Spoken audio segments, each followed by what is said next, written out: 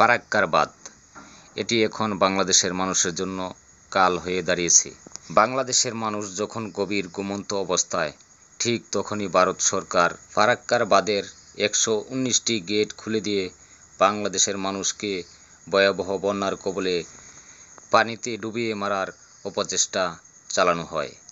ঠিক তখনই বাংলাদেশের মানুষ ঘুম থেকে জাগ্রত হয়ে ঘরের ভিতরে যখন মানুষের মাথা গোঁজার আর কোনো ঠাঁই ছিল না, ঠিক তখনই মানুষ ঘরের ছাদ কিংবা ঘরের চালে, অনেকে রাস্তাঘাটে মানুষের বিপদ ও হাহাজারি কান্না, অনেকেরই জীবন চলে গেছে এই ভয়াবহ বন্যার কবলে পড়ে। এর জন্যই বাংলাদেশে ভারত থেকে আসা পানি, এই পানিতে শুধু কেবলমাত্র ভারতের সরকার আমাদেরকে হুমকি স্বরূপ এবং আমাদেরকে মৃত্যুর মুখে ফেলে দেওয়ার জন্য ভারত সরকার বুঝি এই আমাদেরকে অপচেষ্টার চালানো হয়েছে। আমরাও বাঙালি জাতি, আমরা বাংলাদেশকে আমার মায়ের মতোই ভালোবাসি। তাই আমরা আরেকটি ফারাক্কার বাঁধ নির্মাণ করে ভারত সরকারকে উপযুক্ত দাঁত ভাঙা জবাব দিয়ে আমরা বুঝিয়ে দিতে চাই, আমরাও আবার আরও একটি ফারাক্কার বাঁধ নির্মাণ করতে চাই।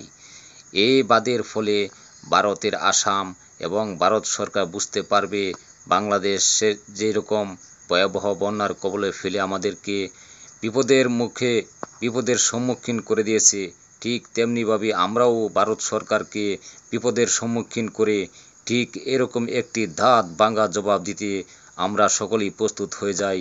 আমরা আমাদের বাংলাদেশ সরকারকে আমরা এই মুহূর্তে সবাই আমরা সরকারকে উৎসাহিত করি যেন আমাদের এই বর্তমান সরকার আমাদেরকে ফারাক্কার একটি বাঁধ যেন আমাদেরকে উপহার দিতে পারে।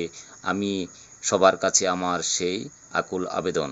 দর্শক, আমি আপনাদেরকে শুধু এই বিষয়টাই বোঝাতে চেয়েছি, ভারত সরকার আমাদের যখন পানির প্রয়োজন হয় ঠিক তখন তারা পানি আটকে রেখে দেয়, যখন প্রয়োজন নাই ঠিক তখন তারা আমাদের দেশটাকে ডুবিয়ে ফেলতে চায়।